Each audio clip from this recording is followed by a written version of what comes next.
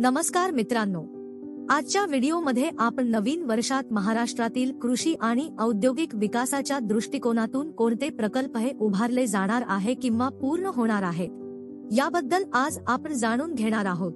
महाराष्ट्रामध्ये या वर्षाचा विचार केला तर अनेक मोठमोठे महामार्ग तसेच बुलेट ट्रेन, मेट्रो तसेच वंदे भारत ट्रेन एवढेच नाही तर कृषी आणि औद्योगिक क्षेत्रासाठी महत्त्वाचे ठरतील असे लॉजिस्टिक हब यासारखे अनेक प्रकल्प नियोजित असून काही प्रकल्पांचे काम सुरू करण्यात आले आहे।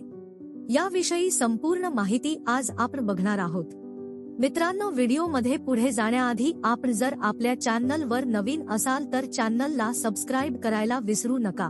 या चॅनलवर असेच अपडेट येत असतात, तेव्हा चॅनलला नक्की सबस्क्राइब करा आणि आपण आपल्या टेलिग्रामला लवकर जॉईन व्हा। त्या ठिकाणी असे अपडेट आपण टाकत असतो, त्याची लिंक ही डिस्क्रिप्शन मध्ये दिलेली आहे।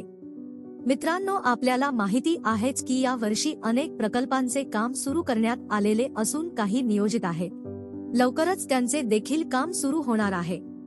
यातील पहिला महत्त्वाचा प्रकल्प म्हणजे महाराष्ट्रातील 13 जिल्ह्यांना जोडणारा आणि राज्यातील 3 शक्तीपीठांना जोडणारा नागपूर ते गोवा शक्तीपीठ महामार्गाची पायाभरणी या वर्षात होईल।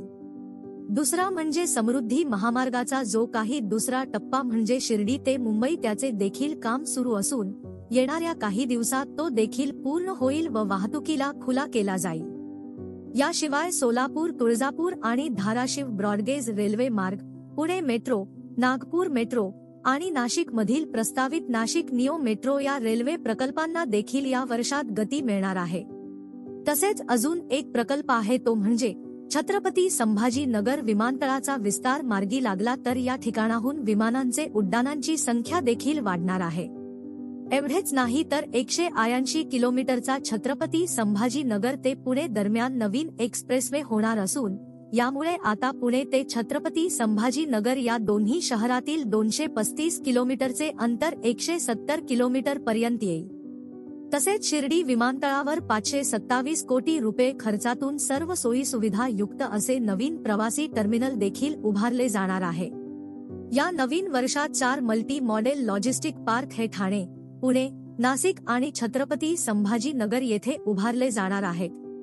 दुसरे म्हणजे नागपूर, या ठिकाणी 1000 एकरवर लॉजिस्टिक हब देखील उभारले जाणार असून यामध्ये 6 सर्क्युलर इकॉनॉमिक पार्क हे नागपूर, MMR, पुणे, छत्रपती संभाजी नगर, नाशिक आणि रत्नागिरी या ठिकाणी उभारले जाणार आहेत।